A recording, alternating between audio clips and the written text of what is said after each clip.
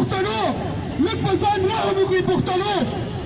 پښتنو ویښ شئ، لږ په ځان رحم وکړئ او چې څنګه سره روان یو په دې غور وکړئ.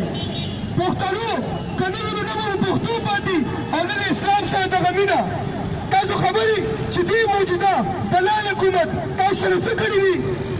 ستاسو د سرکاري سکولونو په ورونو باندې د هوموسیکشوال LGBT په اسانو ټکو کې چې دوی د کونیانو چنډې درته ولګوري.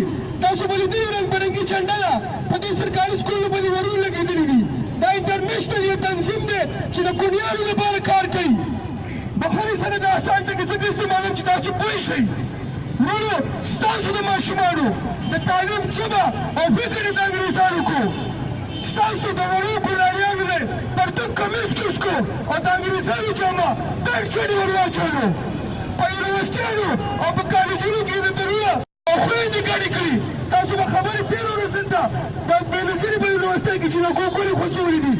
دا زموږ دود دی، دا زموږ دستور دی، دا پښتون پښتونولي ده، دا پښتونخوا ده، دا تبدیلي ده.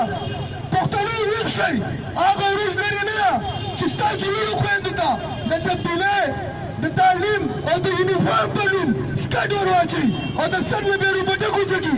سکټ پیچلي اتو بیا لنګوټو ته وایي د انګریزانو. تاسو کې کوم یو خپل لوړو خویندو ته دغه شیز خوښوئ؟ نو چې نه خوښوئ بیا ولې غلوئ؟ ولې د دغه دلالانو خلاف اواز نه اوچتوئ؟ چې بنیاد قوم نسل دې له تباه کړي نو بیا وراپاڅئ. ویښ شئ وروڼو، ویښ شئ، د دغه دلالانو خلاف اواز اوچت کړئ.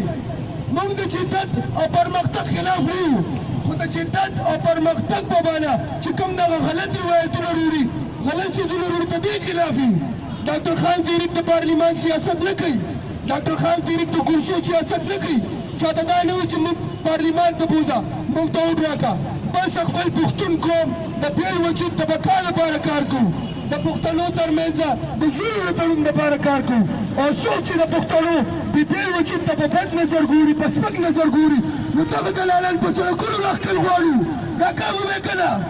د ډاکټر خان تحریک مرسته به کوئ که نه؟ مټ یې مضبوطې کوئ، د ډاکټر خان تحریک ملاتړ وکړئ.